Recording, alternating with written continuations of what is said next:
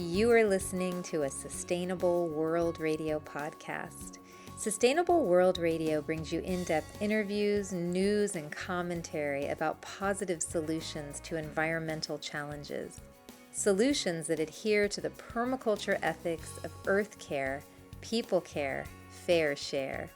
Are you interested in learning more about permaculture projects around the globe? How to plant a food forest? Restorative design or ethnobotany? Then stay tuned for Sustainable World Radio. I'm your host and producer, Jill Cloutier.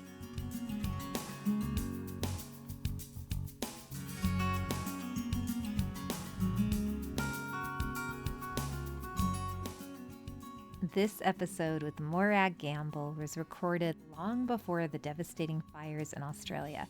That's why you won't hear us mentioning the fires in this interview. I did check in with Morag recently and was relieved to hear that her gardens and eco-village are safe.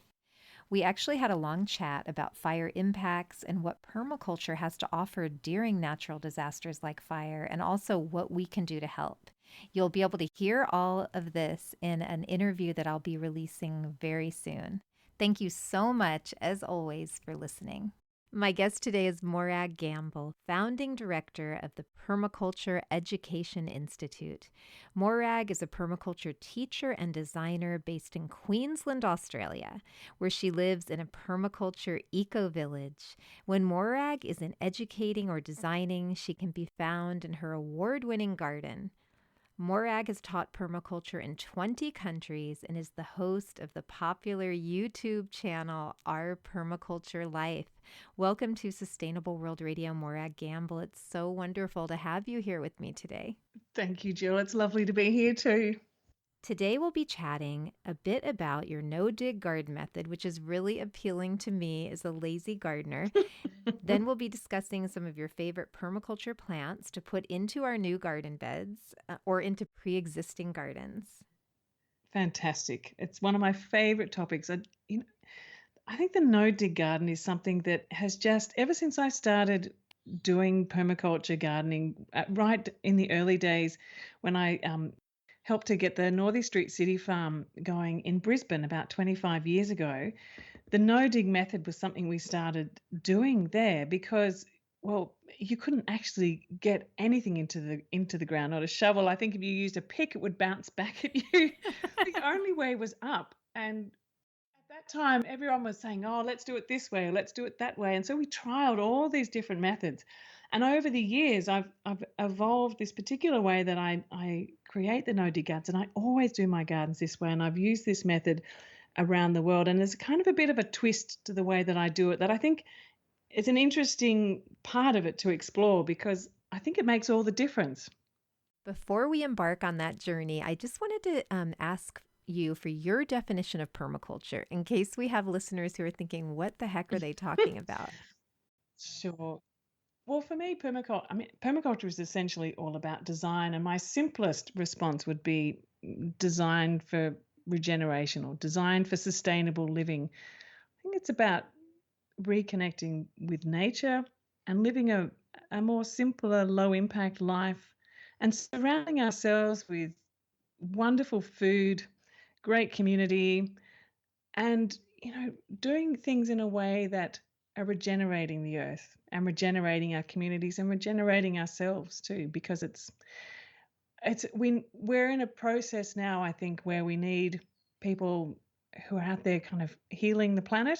So permaculture is regeneration as well. It seems like your life and work are all about permaculture. And I did read online that you discovered permaculture as a teenager. So permaculture has been a large part of your life for quite some Yeah, time. I was at I remember at when I was in high school, I was so passionate in as a peace activist. There was a lot of things happening at that time. There was I think the Chernobyl incident. At the same time, our cities were getting covered by massive dust storms, so the land care movement was starting. There was all these massive movements happening around me at that time, and I spent a bit of time kind of being a peace activist and an environmental activist, and I still call myself that, but I got to a point where I was feeling that I was fighting against something all the time. And a lot of people I knew, they'd sort of see me coming and I guess turn the other way, think, oh no, she's going to start talking about that again. And That was me too. I oh, can relate. you know what I mean. And it's so I was really looking for something that was a positive solution oriented. If it's not that, if we don't want that world, what world do we want? I remember my parents kind of brought us up in a really natural and uh, you know, a really lovely low key life. And my dad was always reading about permaculture, and he kept handing me this book, saying, "You've got to read this. This is where it's at." And I think it was because of that I ended up going and doing landscape architecture and environmental planning at uni, and I always wove it through what I was doing. And yeah, so it's kind of been there guiding and I guess driving in a way what I have done with my life because it made so much sense. It's just really good common sense, and sometimes we overlook the things that seem to be the most simple approach, thinking that they're simplistic. Well, I actually think it's not. It's often the simpler approaches which can have the more profound impacts and are more accessible to more people.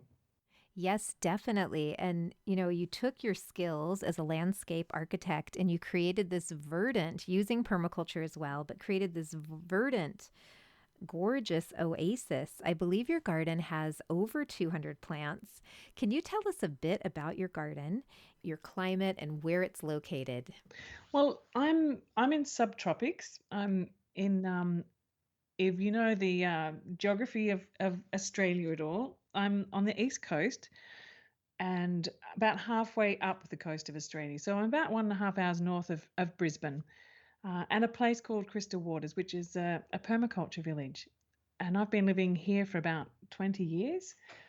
This place, it's an amazing place actually because we have 640 acres. That is um, the overall place. It's Crystal Waters, and within that we have 1 acre that we have that's our own freehold title. So most of the land is common land for forests, for the riparian zones. There's kangaroos hopping around everywhere and wallabies and platypus in the river. And the other day I almost bumped into an echidna wandering through the bushes. And it's this beautiful natural oasis. We're surrounded by a national park. Um, and so within this, we have a group of about 200 people who live here and and work together in different ways. From little cow collectives to cafes to all different sorts of things. It's quite an eclectic group of people. All different ages and backgrounds. At last count, 16 different nationalities. So Crystal Waters in itself is an interesting place, and it has received a United Nations World Habitat Award for demonstrating low impact and sustainable ways of living, I think was the tag um, back in the 90s. And so within that context, it's kind of like a place where people look to come and see, what does permaculture living look like? What does it mean to live a permaculture life? Because I think, and that's the reason why I'm here. I came here in the 90s because I realized you can't just be talking about permaculture, or people need to see it, feel it, taste it, touch it, experience it, see how it kind of looks. What does it actually mean? And I wanted to explore that too. So that's what I've tried to create here. And we've built our own home, and we've created our gardens and the whole way of life that we have here to do that. And it's turned out to be this most beautiful thing. I didn't have a full plan when I started. I had sort of those guiding principles behind it. And so we've been able to create, we have our home and our garden and our work, and we've got no debt. It's just been, and starting out from that point, I actually think the no debt thing has been a huge thing that's been able to free up a lot of the possibilities for creating this. So gradually just saving up a bit of money and building a little bit more, finding local resources, engaging with my friends and my family to help us build. And, my house is almost finished. It's finished enough. Well, what I really love about this is that not only are you living in this beautiful home that you're still in the process of adding onto and building the way you like and involving family and friends, but also that this is offering you such a high quality of life and at the same time as a working model for people to see. Yeah, that's right. Yeah. And so I often have, I get often the people who are mid-career or just starting out, they've gone through university and then they get to work and they go, "Oh, this is not what I signed up for." Or they've, halfway through their career and they've thought, "Oh, I really need a change." So we have what I call sort of refugees that come out here to sort of find their path as well. And it's quite often, through the woofing network or whatever. And it's really interesting. It's a place where people can kind of gather their thoughts and see different ideas and then go back out into the world that way. But anyway, so that's the house, and the house includes local timber materials that are collected from here, but other renewable materials. So it's an interesting design. I call it a buildable, affordable, modular design, meaning that we started with one unit.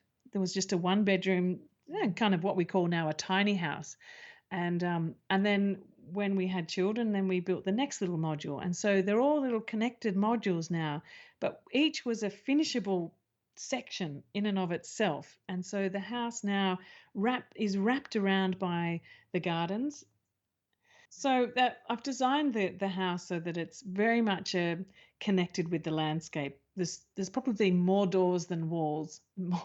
You flow in and out of the house and straight out to the garden. And so the garden is also, I call it it's an outdoor room for us. It's a place where we play and we meet, and it's my workspace. It's my kids' play space. It's really like a mini food forest, the whole thing. I really don't plant many annuals at all. Mostly it's perennials and self-seeding and tree crops, and it's I've actually discovered how easy and wonderful and abundant gardening can be by doing it this way. And we often read books about how you garden and you've got to have it this, and there's the companion planting and there's the rotation and there's this. I've had to un, unlearn a lot of those things, and just simply by looking at how nature wants to grow. Nature has a tendency towards complexity. So actually trying to keep things as simple systems as simple annual gardens takes a lot of extra effort.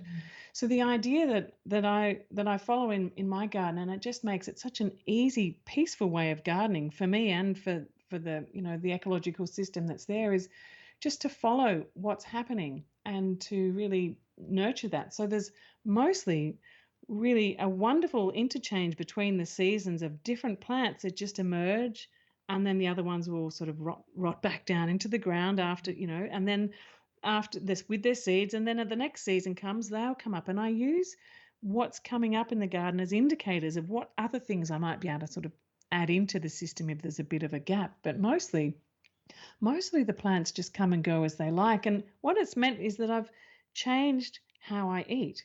So for example, pumpkin leaves are one of my favorite greens now. And I was so blown away when I discovered pumpkin leaf as my spinach, because I'd always looked at it before as something inedible. I'd never even really contemplated it. And I was teaching in Korea. We were out in the villages, and there was these beautiful spreads of foods of all sorts of vegetables and greens and chili pastes and wonderful things. And there was this big platter of these enormous green leaves that had been steamed, and everyone was picking them up, filling them with some rice and vegetables and wrapping them up and dipping them in chili sauce. And I said, "Oh, they look a lot like pumpkin leaves." And well, of course they were. And it blew my mind. That is amazing. I never knew you could eat pumpkin leaves. I can't wait to try it, but aren't they a little prickly to ingest? When they're young, the young leaves, as they're emerging, and particularly in the main growth period where those tendrils are heading out off towards your, all across your garden, it's a flip. It's a mindset flip that all of a sudden you start to see, oh, hang on a tick, that's not a pumpkin that's trouncing over my garden. That's an enormous amount of food. And when you start to flip the way that you're thinking about these sorts of plants and eating from, root to shoot, that you have probably 10 times as amount of food in your garden than you ever thought that you had before. Have this massive mound of pumpkin leaves. So, the prickly bit, as soon as you steam it for a couple of minutes, they've gone. So you can have them as, the most fantastic gluten-free wraps if you like, but I just use it for everything, whether it be in a quiche or in a soup or a stir fry, simply just having it cooked for a little bit, any of the prickles of them go, and they're a really tender green. Mm. But the other one that so that comes up at some times, and then it eases back, and then the sweet potato leaves come up. So rather than growing sweet potato necessarily for its root, I have a couple of sections that I do that. But mostly I grow it as an understory under my sort of inner food forest area. And and it provides habitat for the frogs and the lizards and keeps the soil nice and cool and self mulches into that system. And then any of the tendrils that start to head off into other sections, they're the bits that end up in my pot for dinner. Oh my gosh, I didn't know you could eat those either. I have those growing in my Yes, garden right now. yeah, so sweet potato leaves actually are so delicious. The young shoots, they're a delicacy in many places. And interestingly, they don't have oxalic acid. So whereas a lot of the greens do, and not recommended to have too much that's raw, you can with that. So all of a sudden, when you look out into the garden and you see these abundance of leaves, so I've had this great big exploration over the last few years about all leafy things that are edible. So, for example, at the moment, um, my mulberry tree is coming out of winter and and putting out all these amazing big leaves, and they make the most brilliant green tea. So there's my tea source. Wow, I'm learning so much. I had no idea you could use mulberry as a tea. Pomegranates don't really produce many pomegranates in subtropical climate. But I discovered that the leaves of those are edible, the young leaves. And again, they're just all sort of coming out at the moment. So I'm plucking off leaves. So really what I do is I forage in my garden. I forage a leaf off Mhm. this and a leaf off that. And I was speaking to um, I have a friend of mine who's an Aboriginal elder, and we often go walk about out through the wilder parts of my garden, and he's kind of taken me on as one of his students in a way, and sharing the knowledge that was passed to him by his mother and his grandmother. And as we walk through the bush, he'll tell me stories about different plants or even weeds and how they're used for foods and medicines and their approach to things, and even women's sanitary products. He was telling me about one of the paperbark trees, how that was used for different things. And so much I'm learning from him, and he's sort of keeps saying, Morag, your garden is your supermarket, which is just, it's a that is, you walk through the landscape and there is so much that's there that we overlook all the time. But he was telling me about how to look at a plant. So you don't just go and take off which bit you want. You look at the plant as a whole, and you think about the form of the plant and how you're harvesting it will impact its growth and development. And so you respectfully harvest or trim or snip from certain ways to help continue its growth in a certain way, particularly when you're doing a perennial type way of gardening. And I just loved that approach. It's that, again, it fits so much with how I like to garden. That peaceful way of gardening.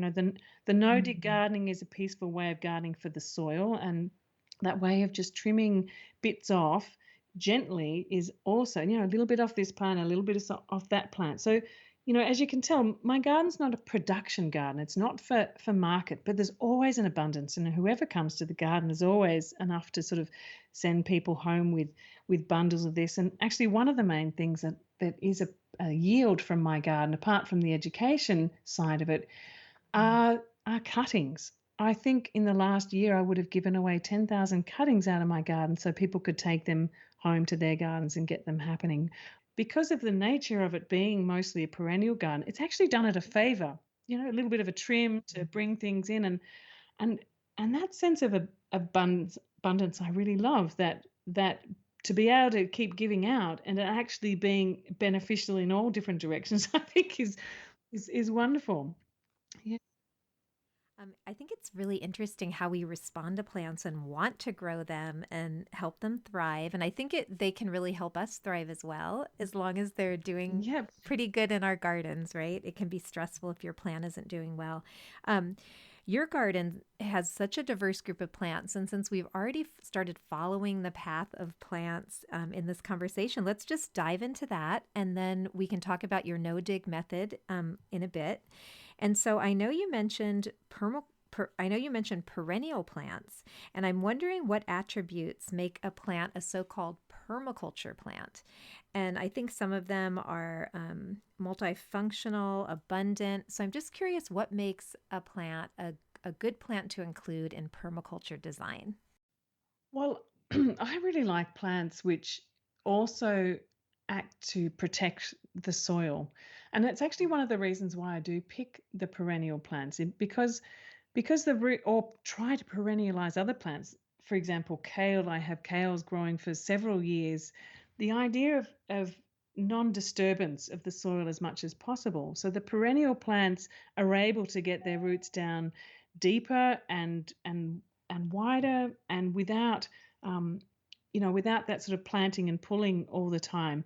And so this idea that they're holding the soil, they're building the soil, the abundant growth on the top is actually new organic matter that gets fed back into the soil as well. So for example, a lot of the greens that I grow, I was talking about, the sweet potato and the pumpkin. So the pumpkin obviously is not a perennial, but it's a self-seeding annual that's always there. I can't remember the last time I planted a pumpkin, maybe 15 years ago, but they're always there in my garden in an absolute abundance. Um, Things like Suriname spinach or Brazilian spinach are leafy greens that I'm constantly picking off the tips of, and so they're just always there, and they create this cover on the soil. It's a cover crop. It's a living mulch, and it's one of the biggest things that we do need to do, particularly in Australia, and I think in many places, is actually replenish the organic matter in the soil.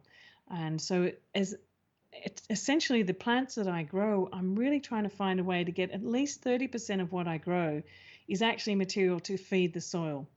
And and so that it's a mulch material as well as a very robust plant. So for me, the perennials to the robustness and the resilience of them, I think is really important. Particularly, a lot of people say, "Oh, I don't have time for gardening," or "It's too much effort." And literally, in order to maintain this garden, I would probably spend about 5 to 10 minutes a day. Oh, And wow. that's it. It's they grow themselves, they look after themselves, they're very pest resistant type of plants. Really, just what I do is kind of I observe and I very rarely intervene in any way whatsoever. So I love them for that. And they're also the fact that by having perennial plant system as your vegetable garden, what it means is that the soil is starting to get its aliveness in a way that I wasn't able to do when I was doing more annual gardening because of the disturbance. So you've got that whole soil ecology really thriving underneath. And I just top dress. And one of the ways that I do that too, maybe we'll talk about that a little bit more when we talk, is like different sorts of in situ composting systems. But so back to the perennials though, I like to think about how I can use these different sorts of perennial plants to replace what would typically be an annual plant with the plant and pull kind of thinking. So, for example, garlic. Mostly, I just have something called society garlic, and so its flowers and its leaves have such a great garlic flavor that I use it to make pestos. And whenever I need garlic, that's what I put in. And it has the same garlic oil as well, so I get the benefit of it. And all I'm ever doing is trimming the abundance. I'm never actually digging it out of the ground. So it's always there and it holds the edge of the garden. It creates an erosion protection. It helps to keep mulch in gardens. So it does all these extra things at the same time as being a really easy plant to grow. And it's not seasonal for me. It's just there all year round. And I don't have to do the sort of the storage and processing side of things, which is, I guess, a benefit of being a subtropical climate that there's always things growing. So society garlic replaces my garlic. The reason why I pick these sorts of plants is quite often when I've gone to work doing permaculture overseas, I might be away for 3 months, 6 months, and was one time I was away for 9 months, and I came back and I looked around my garden to see what there was to eat, and there was so much. And it was these plants, the society garlic, the Brazilian spinaches, all these perennial plants and self-seeding plants that I could walk in after having been away for all that time. The gardens were self-mulching. The way I designed it with the pathways, it meant that they were self-watering gardens. and they were just really resilient. So I always recommend to people who come and have a look that make this the skeleton of your garden, and then amongst that plant other things. But this can be your stopgap for making sure that you have food all the time with very little effort whatsoever. But there's some so with the pumpkin and the sweet potato, I mean the same thing. I've never planted tomatoes for probably the last 10 years either, but they're always there. And they're, of course, they're the cherry tomatoes, so they're the most closest to the wilder varieties that exist, and that's what the cherry tomatoes are. And they have the thicker skin so they don't get bitten, and they sort of tumble over the edge of my terrace wall. And I used to try and stake them up and or put them up against a trellis, and I realized that was just an invitation to the birds to come and pick them off. So I allow them to tumble over the wall, and the leaves naturally cover them over, and I get much more that way. So I kind of, the birds get some, but I also get quite a lot as well. Another plant that self-seeds in the garden, which I absolutely love, and it also explains a little bit about the whole kind of concept from eating the whole plant, is mustard greens. Now, really, in the really early days, I planted mustard greens because I have kangaroos and wallabies that kind of roam this landscape, and they love things like lettuces and all that kind of stuff. And so I particularly picked things that were less interesting to them, and I discovered all these plants that I mentioned is that. And so this is another reason why they're my main structure, and I hide other things in amongst it. But the mustard green, it has an enormous leaves that I use as really lovely salad. Instead of rocket, for example, I would rip these leaves up into a salad or into any other kind of stir fry or bake or whatever it might be. So the leaves they grow really quickly. While they're young, you can be harvesting them almost from a couple of weeks. Take the little leaves and they get bigger than the massive leaves. You might only need one for a meal. They're so huge. But then they quickly start going to seed. And instead of thinking, okay, well, that's over at that point, as the shoots are coming up towards forming flowers, those shoots are really flexible and quite thick, and I chop them off and use them as like a spicy asparagus or a spicy sort of broccoli flavored type thing, and they're absolutely delicious. And if you keep chopping those off, they'll keep throwing them up trying to go to seed, and so you get lots of those, and then eventually you miss it, and they're up to the start putting out the flowers. Now, once they're at the flower stage, you can use the flowers for salads and garnishes and all sorts of things, even decorations in the house. And they're so popular with the bees. The bees just love it. So I make sure that I always have things flowering. Allow at least 10% of the plants that are in my garden to go fully to flower, so that there's habitat for the bees. And I see the native bees and the honey bees just all over them, absolutely intensely. And then when the seeds start to form behind those flowers, when they're young, they're a really delicious, a little pea-like flavour, slightly mustardy. Similarly, have you ever eaten radish seed pods when they're young? No, I They're didn't know. they are so delicious. They're much bigger actually. They're very interesting looking things. They're quite swollen at the base with this beautiful little sort of pixie cap top on them. And when you can either just eat them like you would a snow pea or something, the pods and all when they're young and fresh, or if you open them up and take the seeds out when they're just forming, they're like they burst in your mouth. They're just delicious flavor. Anyway, so you can eat the seeds of the mustard spinach. And this is the same with all the brassicas. One of my favorite plants too, in amongst all that, various sorts of perennial basils or sacred basils. I And love that. yes, and I use these for lots of different things. So originally I put them in as for the bees because they just get drawn to that. They always have flowers on them that are consistently attracting bees into the garden, which as we know is so important. What I also noticed is that they provide really important habitat for little birds. So little birds are insectivorous birds, and they're the ones that come into your garden and start to pick off all the pests. And I've watched them. I sit and I watch as they climb up the trunk of a really tall kale and start to pick off any bugs off them. And without those little shrubs all throughout the garden, those little birds wouldn't be there because they'd feel too threatened. Mm. by, the predatory birds that are flying around above. So creating these layers in and amongst the garden, for me, I found has been just such an important strategy. Um, and they also then, because it's a subtropical environment, in summer the sun can get quite intense. And so these provide extra shade and protection for some other things around it. And having those layers is for me a really important part of my strategy of making it all work. So there's sort of like a do nothing pest management strategy, which is basically it's not do nothing. What I'm doing is supporting ecology, that I see my garden as a community. It's a garden community, and I'm one of the dwellers in the landscape, and I'm trying to create or allow the system to evolve in a way that there's homes for all different things that have that place. And that kind of makes gardening easy. I love the idea that you mentioned earlier that when you described leaving your garden for a while and then coming back and it's still going, it's still thriving. And I think that's super, super exciting because you've created a system that's actually running and functioning without you having to intervene all the time It is really or exciting. And co-created it.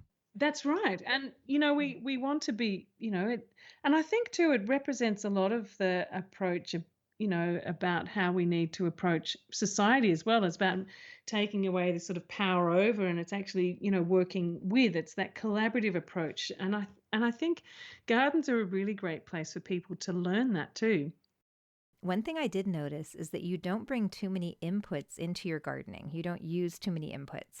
And it seems like you grow and make a lot of your own compost, fertilizer, vermicompost. And can you tell us why this is important?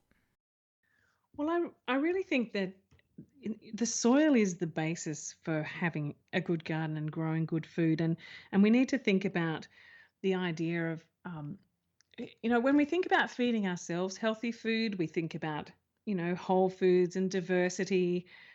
The soil is a living system too. We're a living system. The soil is a living system. So in order to cultivate, not cultivate, but nurture healthy soil, we actually really need to be feeding it, diverse and whole foods too. So rather than buying any sort of packaged outside processed things, I'm really trying to find as many different ways that I can feed the soil from within the system. So it is about the health of the soil. It's about reducing, transportation costs and packaging costs and any plastic packages that come around things, and also the processing cost or extracting materials from elsewhere. So I look first to finding what it is that I can find in and around my garden that can go back into the soil. And then I also look around my neighborhood too to see what are other things that I could possibly weave in and bring in. And then sometimes I might bring in a little bit of extra grassy hay from a local farmer just as a top dressing, but typically I try and find as much that I can from as locally as possible.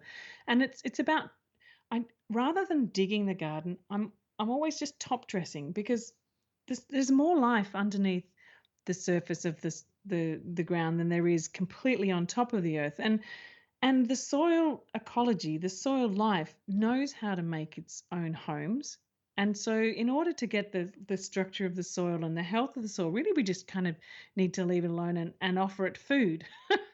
and and and whole food. And so it's a lot of different things that I do to help to support the soil, and really a lot of adding things like composts and chop and drop materials from all around the garden, um, and growing plants that just keep shedding. For example, the comfreys around the fruit trees, they just keep improving the soil consistently. And one of the things I do like to do is I call it in situ composting. And again, it's another way of, you could call it lazy gardening, but I actually think it's a really sensible way of gardening. Mhm. When we call things lazy gardening, often, it's kind of, it sounds like we're sort of not trying very hard, but I actually don't think we do need to work at it so hard. If you think about what I just explained, the in situ composting. So essentially what it is finding ways in which you can sort of acupuncture or enliven the soil exactly where you want it to happen. So simply using just those standard compost bins, what I do is I create a compost in that spot, fill it up and allow it to do its thing, and then I simply pick up the compost bin, spread out the material, do a no dig over that, and move the compost bin to somewhere else that needs to be activated, regenerated, or started afresh, a spot for a new fruit tree or something like that. And so I'm not shoveling compost around the garden. I don't have my compost over there and my garden over here and my chickens over here. They're all working together and integrating all over the place. I mean, having said that, I do have one section where I've got a 3-bay composting system right next to the chickens. So when the chickens have finished scratching up all their food and their hay and all the material in there and they've pooped in it, I scratch that straight out into the 3-bay compost, turn it over 3 times. And so they're my pre-composters. And then that just goes straight down the hill and it's above the banana. So anything that's leaching out goes straight into them and they're just thriving on that. But throughout my vegetable garden, I insert worm towers at regular spaces. So basically, they're pipes that I insert into the ground with holes underneath, and they're my worm farm. So I'm not having to harvest the worm castings, separate the worms, get the juices off. It's just I feed the worms in the pipe, in the ground, and it just goes straight there. And the other soil organisms come up and grab what they need and spread it further. So there's this plume of soil activity and fertility around those. And so I just walk around with my little bucket of scraps. It might go in that worm tower one day and then the next one the next day. What's the tower made of? Is it like a PVC type pipe? Yeah, so it's PVC-U, so it's a stable PVC. There's also what I've been trying to find non-PVC type materials, and my son discovered some ceramic pipes, but they're much harder to drill the holes through. I wonder if bamboo would work with that. Well, you could, but they're typically probably not. I don't think they're quite wide enough, unless you get the really massive ones. That would work fine. That would be great. But what's good about this is that worms in a warm climate struggle in the summertime because of the heat. And so I've tucked my worm farm. I've got a couple of other worm farms that I do have up on my veranda. I try and have lots of different systems everywhere because not only does that mean that I can utilize all the materials and in my garden and that are coming out of my house, but also I can show people all the different sort of systems when they come here. But what I find is in summertime they really struggle, and also in wintertime too. A bit it gets too cold. Here they can go down into the soil in summertime during the day and keep nice and cool, and then they come up into the tower and eat all the food during the nighttime, and then draw that all down, and it's just beautiful. So they stay there, and I just feed them every now and then and check on them. On my YouTube channel, I've actually shown how I set that up, and then I've got another little section. It's like a 1-minute sort of after film, which shows me feeding it and sticking my hand in it. I was absolutely amazed because the worms are just so flourishing in there. I don't think I'd even expected them to do quite so well as that, and it works so brilliantly. It's simple. I can't wait to try it. And do you add worms to it or do they just come? Yes, because the worms you want in there are um, there. You want the compost worms. So earthworms are different from compost worms. Compost worms are the ones that eat just the materials that fall on the top. So they stay in there and they just keep breeding and they eat that material, and I just keep feeding and the material just keeps sinking down. Now I've also been experimenting with this idea of the worm tower on in a big pot. And you should see the herbs. They have taken off. I've planted, parsley and oregano and some leafy greens and a few other things around. So I have the tower in the middle, the soil around the edge, and I just keep feeding it in the top. And so if you're really urban and you don't have a chance to put things in the ground, then that is just brilliant. But so that the thing that I really like about just coming back to the no dig garden as well, I think that there's two really important things about the no dig garden I like. One is that it's in ground gardening. Here in Australia, there's a tendency to people for some reason have decided that building your garden up in high beds with sort of tin edges is a really popular thing now, and it seems to be the new way, maybe because it's a product that's offered. I don't know, people get confused that that's necessarily it's then becomes the best way to do it. When they heat up too much, when we don't all have sore backs, we don't necessarily all need to garden up that high. And anyway, I like to have them down the ground because it means that the soil isn't getting baked, it isn't getting heated up too much, and you don't have to import so much soil from outside to fill up these things. So gardening down in the ground, and also what it means that you can shape your ground to divert, particularly when you're in a drier environment. And even though we're subtropical, it does get dry here. So I like to be able to shape my pathways so that I have a contour path that collects rain when it's raining, and then it goes into little keyhole paths off that, and they are little water catchments. You can't do that if you have up beds, the water just flows off around the edge. So this way, it's kind of transforming the idea of swales, but in a garden concept, and utilizing them as pathways, and it just works brilliantly. So that's one way that the no dig garden, down low, on the ground. And then the other thing that I've done with the no dig garden, quite often when you see them in books or on YouTube, you'll see that they put down cardboard on the ground to kill the weeds, and then you put your compost on top, and then your mulch on top, and or multiple layers of all different sorts of things. What I found when we first experimented with that early on was that cardboard layer there doesn't work that well for a few different reasons. One is it separates the compost material from the soil. Really, you're wanting that compost material, it's soil food. So by doing that, you're thinking of just the plants. You're thinking about feeding the plants with that compost, and you're trying to stop the life in the soil from flourishing. You actually want the compost to be feeding the soil organisms, and then when you plant it in, the whole thing starts to come. It can access all the materials below. So um, and also, unless you're a master composter, I bet you're going to have seeds in your compost. So, having the weed barrier below that material still means you're going to be doing lots of weeding. So what I've done is I flipped the whole thing up. So I lightly open the soil with a fork just to allow sort of moisture and sort of interaction to happen.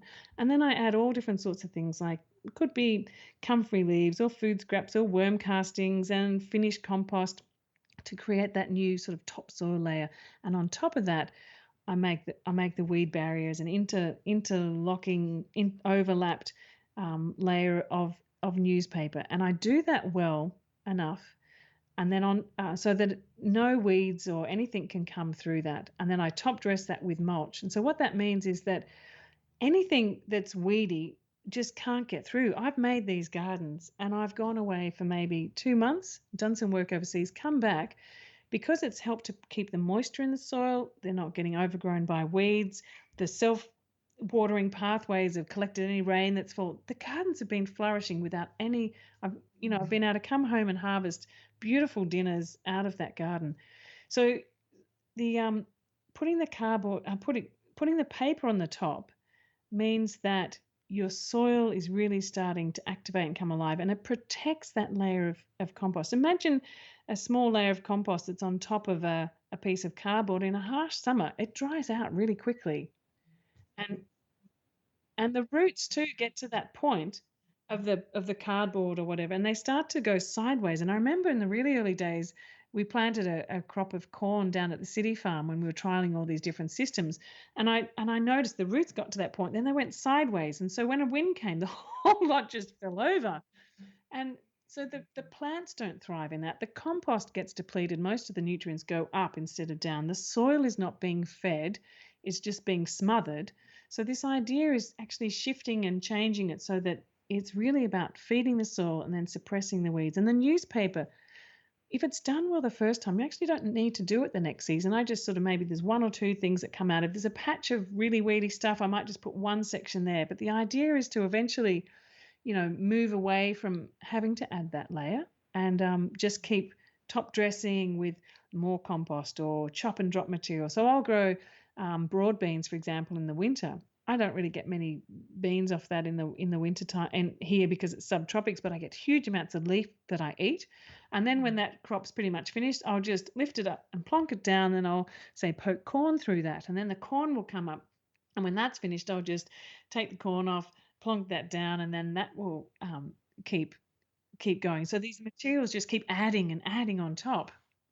So basically, Morag, what you're doing when you say plunk it down is you're doing chop and drop and then laying the plant material down on the ground as Yeah. soil food. Yeah, sorry. Plunk it down is a very technical term. I Yes, hope you it's realize the this. scientific term for it. Oh my gosh. Okay, so I just want to go through this really quickly, just step by step. So the first step is you open the soil and you're not digging, you're just taking your fork and kind of gently pushing it down, loosening the soil up a bit. So it's very gentle. And then I'm just curious if you live in a dry climate. And I've had moments years ago in California where I would stand on my spade in trying to get it in the soil and it wouldn't even go down a few Yeah. inches. Well, yeah. Well, I've been there too.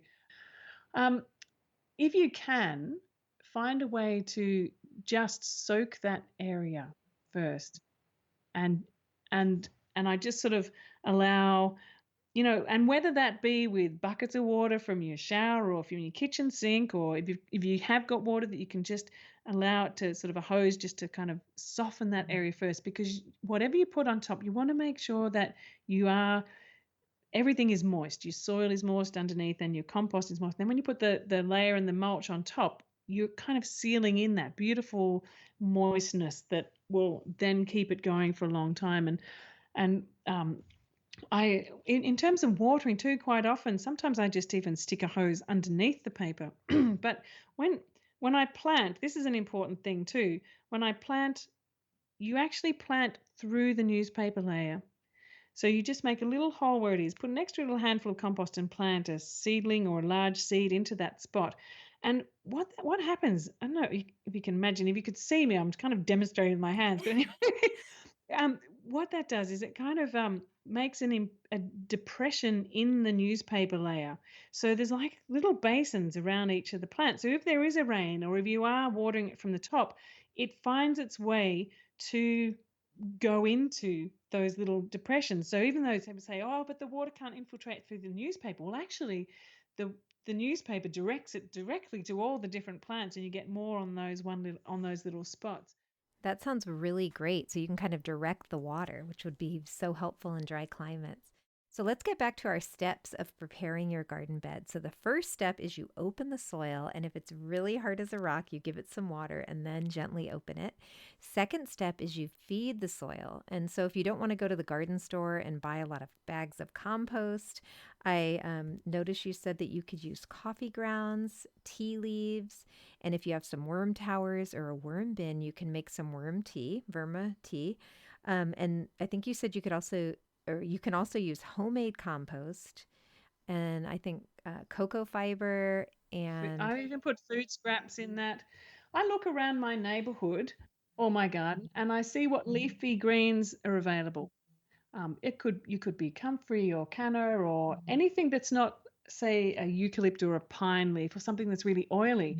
There are so many leaves that you could actually gather that would actually spread your compost layer a bit more and add. It's like adding fiber to your soil. It's going to break down and add more organic matter and act like a sponge in your soil. And so at this layer here, you do need to put some kind of finished compost in there. So before you start this, gather your resources, make your compost, gather some materials first, and when you have enough, then start it. And I always start with just a small bit, and then as you gather a bit more material, you can extend it out and keep adding and adding. So you don't need to do the whole thing all in one go. And it's really about just, yeah, having a spot that you collect, your various compost materials or your worm castings or your mulch materials, and just when you're ready to go, when you think you've got enough, you can just extend it out to do the next little bed and the next little bed. And I always connect all the beds together, not having separate beds that are, little units of themselves. Because if we think about the life in the soil and this whole idea about it, the garden itself being a community, being connected by the mycelium threads below, and there's this whole world that's um, actually helping, like all that mycelium acting as root extenders, extending all the plant roots so that they're able to access more nutrients and more moisture. If you dig a garden, you're chopping those and you're diminishing the capacity of each of those plants to be able to access what they could. And if you have a bigger area that is all connected together that way, you get more thriving life underneath the soil, which then feeds all your plants and makes them so much more vibrant and healthy. So wherever you can, make your garden bed, rather than having distinct little garden beds with pathways all around, maybe have one big long bed with little keyhole beds that come in, keyhole paths that come into it. So the whole thing is one big connected unit. Oh, okay. So that makes sense. So you've added the soil food, and the next layer is compost. How thick do you think the compost layer should be? About. I tend to have it at least 10 centimeters thick, I think is kind of a good amount. So step 3 is the weed barrier. So you use the newspaper, and I think in your video you actually wet the newspaper and it was about 10 sheets thick. And I really, really like the reverse shingle pattern that you used. So it actually slows and catches the Ah, water as yes. it kind of falls across your Yes. garden. So with the newspaper, I do find it's really important to wet it first, and for a couple of reasons. Not wet it so much that it becomes pulp paper mache, but just dunk it in so you can see that it's just wet. It means that you can shape the garden well. You can almost stick it together, and it creates this beautiful overlapping. If it's a bit windy, it doesn't blow away. But most importantly, it's not going to be sucking moisture out of the ground to moisten it. So by putting wet newspaper down, you're actually then helping to create that beautiful environment there. And then the shingling idea is that if you imagine a roof, and if you're wanting to shed water, you have them overlapping so that the top ones are going over the bottom ones. In a garden, you actually, and particularly in our dry environments in California and Australia, we're wanting to collect as much water as we can. So you reverse shingle it, is what you were saying, is you put the ones on top, and then as it runs off that, it might go under the newspaper into the next layer. So it actually collects and harvests the water that falls both into those shingle layers, but also into those depressions that I was talking about around each plant. This is really exciting. I think that could really help with water retention in the garden. And I think the last step of your garden method is mulch. And what kind of mulch do you recommend? Anything that's seed free. And so we have some local farmers that we just sort of local grasses that they harvest and bale up. You can, if you've got, your own lawn clippings that you've aged and you know that they're chemical free, that would also be fine. Even leaf drop that you can find that's that's not out of a polluted gutter, for example. If that's anything that's seed free, that's dry carbonous material, that basically is just acting as an insulation layer. It's protecting the newspaper. And I like to put it on really quite thickly, because if you can see the newspaper, the sun can too, and it would break it down. And then it sounds like you just dig holes and break through the paper. And I liked what you said, how the paper really becomes your layer of topsoil. It's like your new layer. Yes, that's right. So the if you imagine that, uh, if you try and plant on, when I run workshops with students, I've noticed that they just try and plant, they put a handful of compost on top of the newspaper and it's all in the mulch. There's nothing there for it to grow in. So you really must break through the newspaper. And it's okay that you've broken through the weed barrier, because that plant will fill up that space. And the idea actually is to plant it really very densely so that you don't end up seeing any mulch at all. And that I found one of the best ways for dealing with anything that's coming through is shading it out. We have things like nut grass, which becomes a problem. But if it's shaded, it's much weaker. So yes, you just poke through the paper, put some extra little handful of compost, just so that your little seedling or seed has really good contact with the material underneath.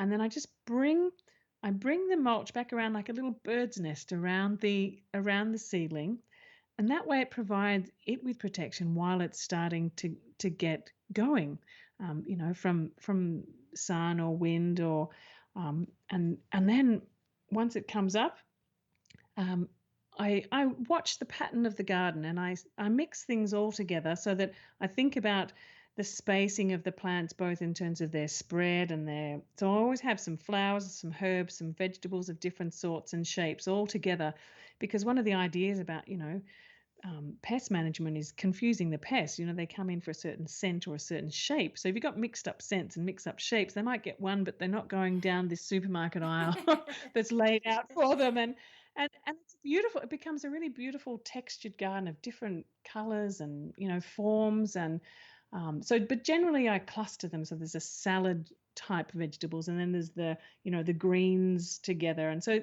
gardens mixed together and with a certain broader pattern in mind.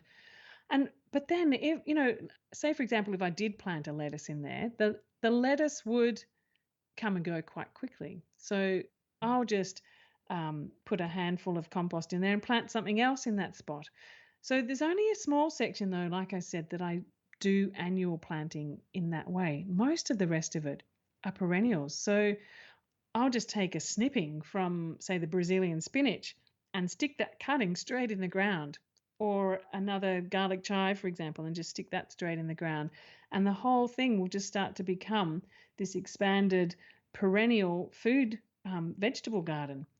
And after a while, I noticed that the mulch is thinning out, or the soil looks like it needs a bit of extra help. I'll just come in and I'll do some top dressing, and I'll remulch around the plants and tidy up a bit of an area. If there's a gap, I'll find another plant that kind of fits that niche and just keep adding the diversity into those spaces. And before you know it, you'll see things starting to self-seed out of there. If it's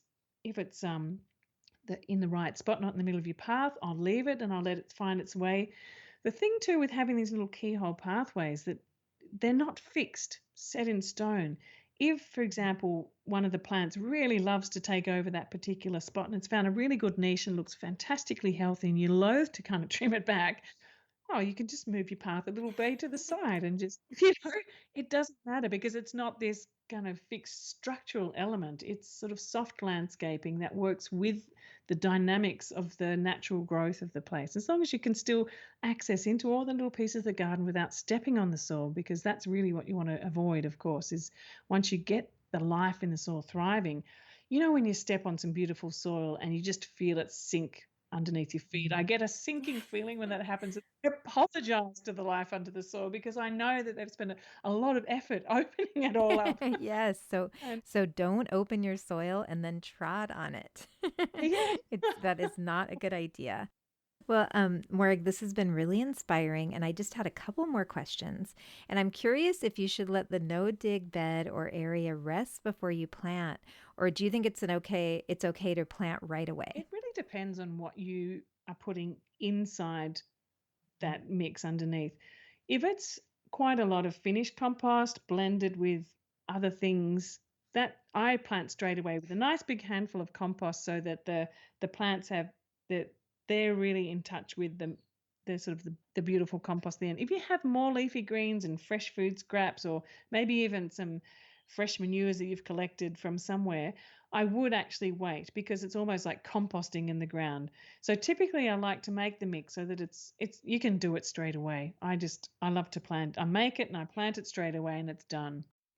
So, Morag, I know we're getting to the end of our time, but I'd love to ask you something that I was really inspired by. It was your Comfrey tea that you make to add to your garden. Could you briefly explain to listeners just what this tea is for and how to make it? Okay, so comfrey tea is something I've been making for decades now, and I always have it in my garden. Whenever I'm working with a community garden or a school garden, it's one of the first things I get set up. So I plant some comfrey first, and then as soon as the leaves start coming up, I take the leaves off and I put them in a bucket of water. So you can have just a small bucket if you've got a small area and just a couple of plants, or you can make, like what I've got is a massive, great barrel load, and I just keep loading it up with comfrey leaves and water. And I put a lid on it, and I give it a stir and put a lid on it and leave it sit for a day. And I come back and check, and it's starting to bubble. And what it's doing is it's kind of fermenting the leaves in a way that it's extracting the nutrients out of the cells of the plants and turning this into a fertilizer. And then after about two well after about 2 weeks, the change of color starts, sort of looks a little bit more yellowy, and then after 6 weeks, it almost turns brown, and that's when I start to use it. But from that point onwards, I just keep adding materials in, and I just keep adding materials and adding water, and it just keeps going and going. After a while, you end up with a sludge of rotten comfrey leaves at the bottom, which I just scoop out and either put into a new no-dig garden, or I toss them into a compost heap because it's going to help activate that. And so all of it gets used. Now, the other really brilliant thing about this is that if you have any weeds in your garden that you aren't going to eat or use straight in your garden or feed to your chickens, the ones that have seeds that you're a bit worried about, you can toss them into this barrel because it will ferment the seeds so that seeds are no longer viable. If you have nettles, they would be good. So any of those sorts of plants, but mostly as the bulk of it, I use comfrey because it's got those really deep roots that access nutrients deep down the soil and bring it up into the leaves. And I found that, if you didn't have chickens in a system and you don't have access to chicken poo, making this sort of thing can actually help to add that level of sort of, it's a plant food. It's a special kind of nutrient booster for the plants. And I think it's just every week, if you can go out with a watering can of that, like 1 part of the comfrey liquid with 10 parts of water, and just water your garden with that, they will really boost them so, so much. So making your own fertilizer at home can be as simple as growing a couple of comfrey plants and having a bucket beside it that you just add water to. It's really, water and comfrey, that's it. And I noticed you were just tearing your comfrey leaves off. And I am such a wimp. I have to wear gloves. My comfrey bites. Yeah, do you know there is a trick? There is a trick. If you try and grab around the at the tops, um, it's more prickly. But if you go right down low and harvest from the stalk underneath, and then the bits the leaf goes outwards, and then as you crush it, there's actually a way of, people talk about how they can eat nettle raw. There's a way of doing it that you don't get spiked by it. It's also the same with comfrey. The way you just immediately crush it, it doesn't seem to have the same effect as if you tenderly try and touch it. You end up getting far more prickled by it. Comfrey, hopefully that will happen. I'll build my resistance up.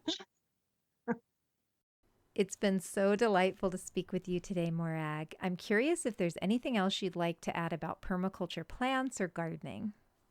I really think that one of the most important things is to trust your intuition around it too. Often I feel there's a lot of anxiety about not knowing enough, but we all know a little bit, and we all have people who know something, and trust ourselves to go out and start doing it, and to really just watch and connect and respond to what you see happening in your garden.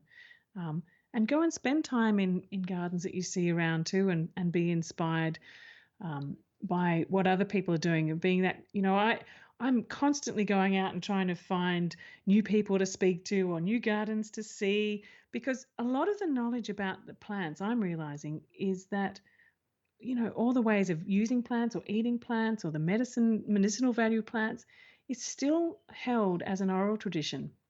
It's not, there is a lot written about it, but it's not much of it's that accessible, or there's a lot of knowledge that is held and passed down through the generations still. And it's only by communicating with each other and sharing our stories about plants and how to use them will we start to really build up that knowledge. We had this great disconnection a while ago from plants, and I think the conversations around plants are absolutely critical. And the more we garden together with our friends and with our neighbors and talk to people and go and see people, it's kind of like gardening school. Informal gardening school is so valuable. Yes, I think so too, especially at this moment in time when we need some solutions to climate change or climate upheaval. Plants really do hold one of the keys. Absolutely.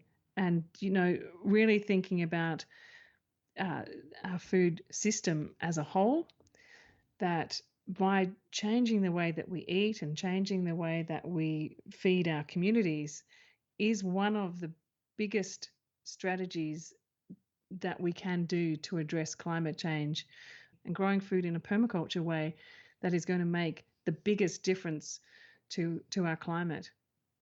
Now, if listeners want to find you online and watch some of your videos and learn about upcoming courses, what's the best way to do so? Well, I have a blog that's called Our Permaculture Life. And on that blog, there's probably 400 articles about all different sorts of plants and different ways of growing. All the things that I get inspired by, I share out through that. And also information about workshops and courses too, you can find there. I also have a YouTube channel, which is a lot of it's filmed in my garden, but also I go around and interview different people and go to different gardens, and that's also called Our Permaculture Life. So that's the blog and the YouTube, and I also have a series of online permaculture courses that are everything from permaculture gardening to permaculture design and permaculture teaching now that are available through the Permaculture Education Institute. Oh, thank you so much, Morag. It's been delightful to speak with you today. Likewise, it's been an absolute delight, and I hope to see you in person sometime soon too. That would be Yeah. great. I'm gonna show up at your eco village one day. That would be wonderful. Yes, no, That it would would be be wonderful. fabulous. Thank you so much, Morag. You've been listening to a Sustainable World Radio podcast.